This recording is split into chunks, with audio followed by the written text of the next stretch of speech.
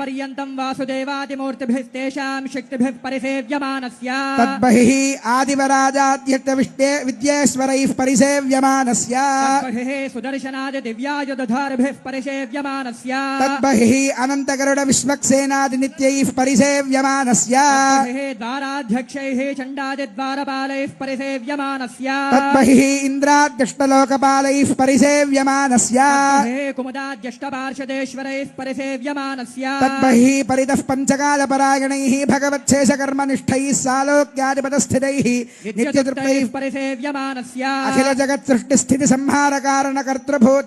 అర్చక స్వాములు మనకి ఆ మాంగళ్యాన్ని ధరింపజేస్తూ ఉన్నారు. అద్భుతమైనటువంటి మాంగళ్యం రామదాసు గారు తయారు చేయించినటువంటిది.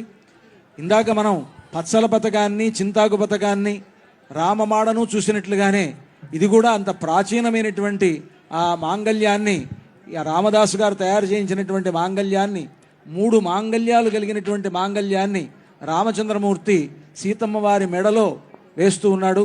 ఇది అద్భుతమైనటువంటి సన్నివేశం. మనందరి యొక్క భాగ్య విశేషం వలన ఇటువంటి ఒక గొప్ప సన్నివేశాన్ని మనం చూడగలుగుతూ ఉన్నాం. అందరికీ అన్ని వైపులా అర్చక స్వాములు ఆ మాంగళ్యాన్ని దర్శింపజేస్తున్నారు. అంతా కూడా సేవించండి.